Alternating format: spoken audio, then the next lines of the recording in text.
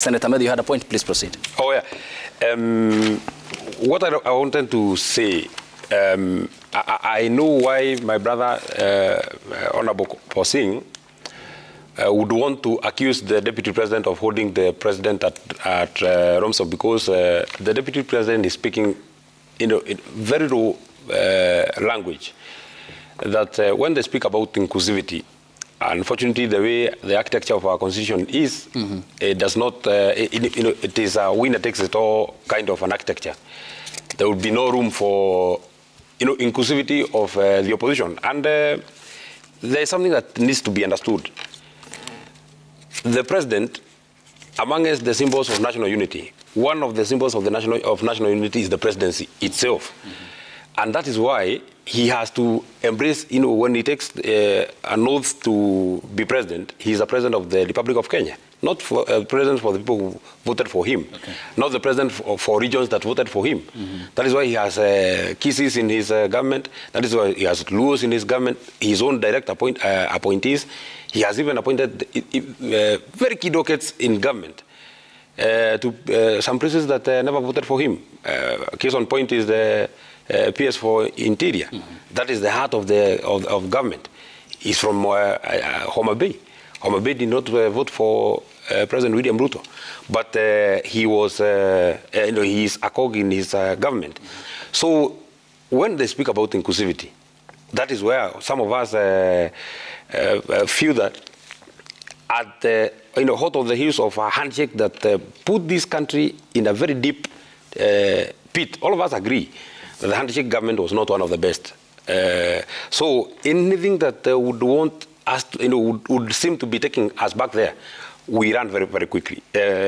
Because, number two, it was actually one of our campaign pledges that we shall not and we cannot allow and entertain handshake government. Every time we go to... There's no handshake government. There's a government. There's no description of such in the Constitution. It's not a description in the Constitution, but me and you have been in Kenya. There was that arrangement that was not constitutional.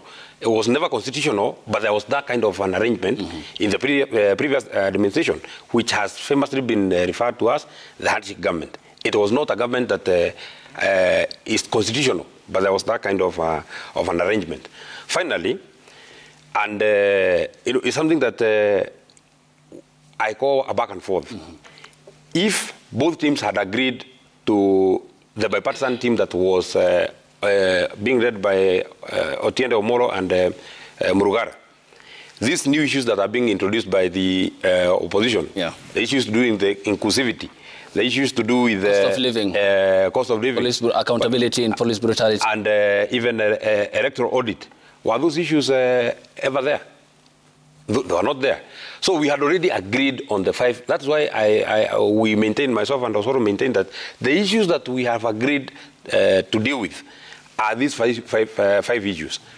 I have said countless times, Ayub, when we speak about the cost of living, we have given our plan. What are we doing as a government? Because it is our responsibility. And I would want to agree with Senator Onyonga to the extent that if indeed the opposition thinks that what we are doing is wrong, I'm sure they would be clapping, because there would be a very easy route for them to remove us from power if they think that we are not doing the right thing. Facts are there, and they are proving that we are doing the right thing. For the first time since 2022, inflation came down. You know that we are now at 7.3. That's the lowest that it has come down in over 12 or 14 months, Ayub. We have spoken about, we as a government, we believe that the way to lower the cost of living is by subsidizing production. Then it should be for the opposition to criticize and say, do not subsidize production. I would have expected that it would be for Senator Onyonka and Posing to be telling us that even as you are subsidizing production, even as you are giving people fertilizers, ensure that it goes to the lowest levels. Thank you. I thought that is the way. No, we are saying that. Senator Methu, you have pointed out a very key point, and that is what also the Constitution envisages: inclusivity. To your understanding, is serving the Kenyan people a privilege or a right by the government of the day? Serving the people is a right. What then do you make of the description of Kenya, according to Rigathi Gachagua? Because you have talked about the institution of the presidency, which you said should be a symbol of national unity, that should govern the Kenyan people in equity, appearing equal before the law. What then is your thinking when the Deputy President of the Republic of Kenya describes this country as a company?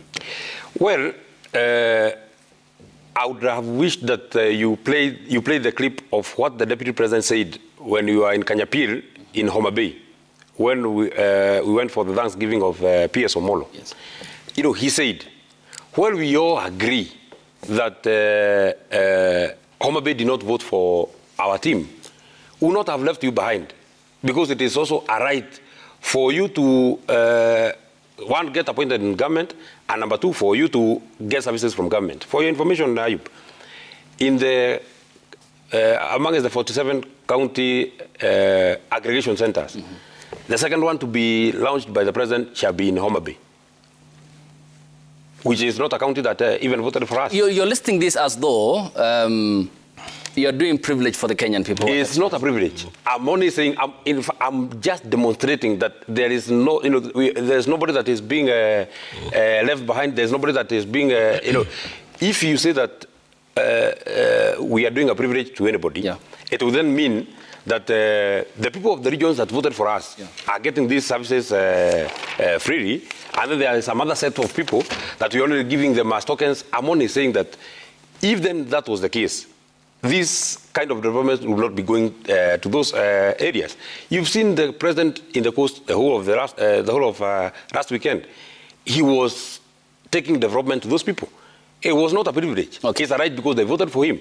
He's the president of all the people. Okay. Were you the deputy president of Kenya? Will you describe Kenya as a company or a sovereign state and a republic as the constitution? He has described it as a sovereign state. Okay. Only that as a politician, as a politician myself, yeah, I would want to use a language, yeah, that would endear me to these people. I know you are telling these people, even though you did not vote for me, here I am. Even though you didn't vote for me, here I am. Okay. So that it makes it easy for you even next time. One final question. Tell me then, because you have